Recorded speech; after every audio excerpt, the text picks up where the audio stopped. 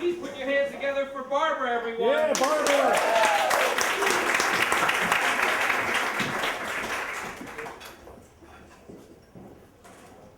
Okay, can everybody hear me? Yes. So, there's a couple things about a promise that I want to take note of.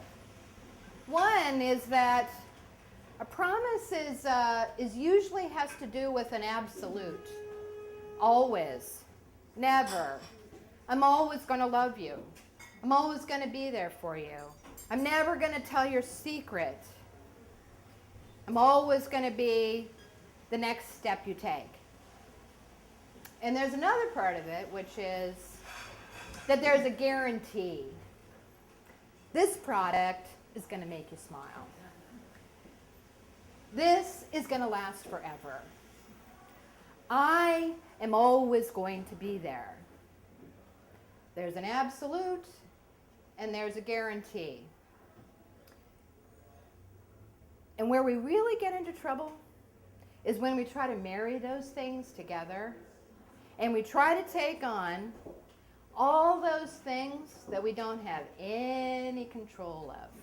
But we're guaranteeing an absolute about a lot of stuff that we generally don't have anything to do with. So when I was thinking about telling a story about promises, I thought I'd share with you where I learned about promises and how that played out later in my life. I learned about promises a lot from my sister, who was 6 years older than me. And so when I was 6, she was 12. When I was 7, she's 13. She was beautiful. She was voluptuous. She was talented. She was uber smart. So when she said to me, hey, you want to do this? You want to do that? You want to help me do my chores? You want to sit for me? Will you go get that for me?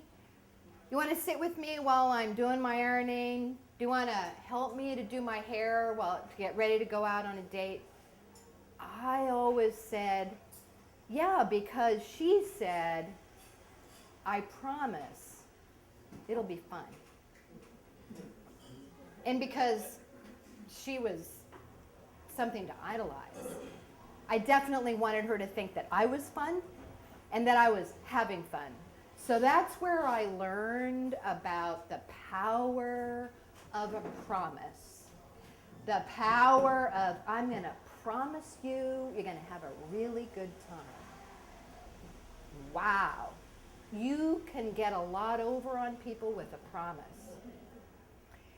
And you can have a lot of fun on your own behalf, promising to others that they're going to too.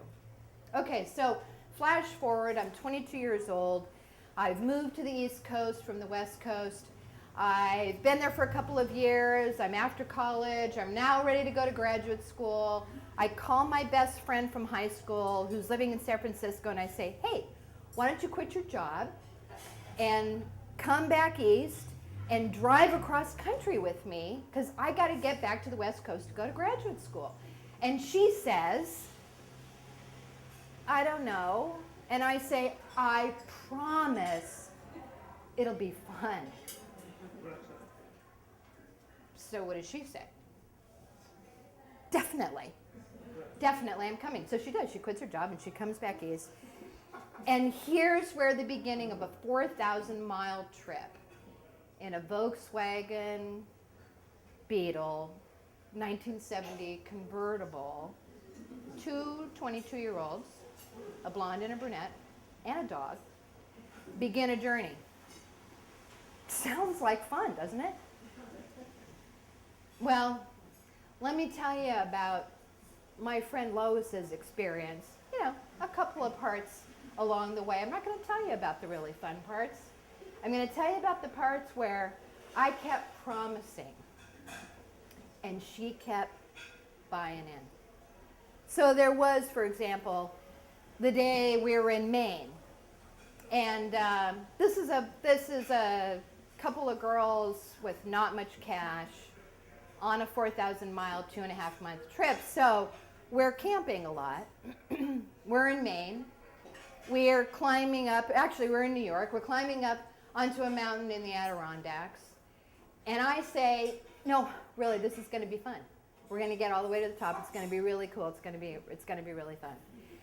And she says, okay. And we trudge up the mountain, and all along the way, we're passing these people who are walking with these like netting over their hats down to their shoulders. And we're like, oh my God, these Easterners, what a bunch of wimps. We're from the West.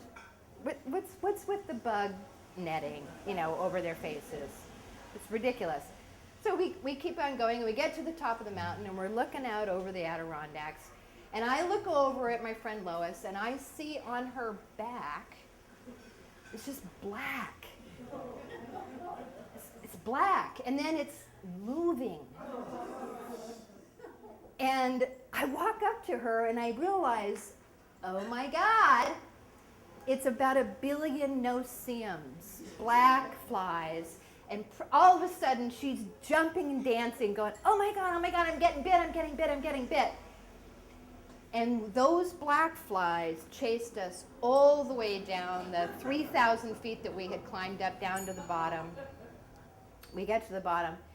And that night, both of us had welts across our necks, every square inch of us that had been exposed, completely welted up. And the next morning, we get up, and I realize that because we'd been sleeping not in a tent, but just in a little lean-to thing, we had a tarp, basically, keep off raindrops, but not bugs.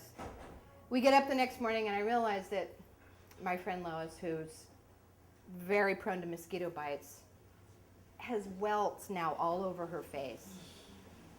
And we're really hungry, so I say, let's go to the diner in town.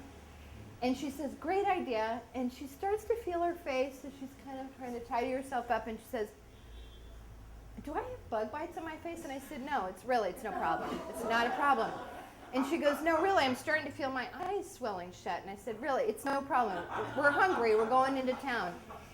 And she says, do you think I'm going to be okay? I mean, am I okay to go out in public? And I say, I promise. No one's going to notice. We walk into the diner.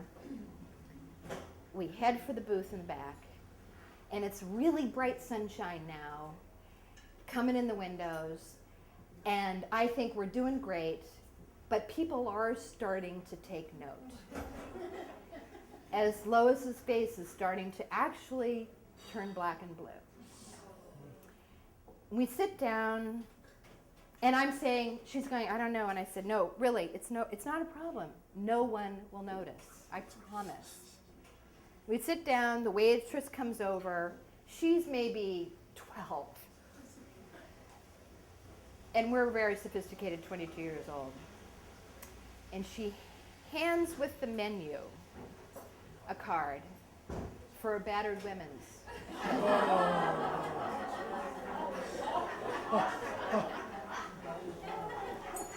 And there, a promise broken.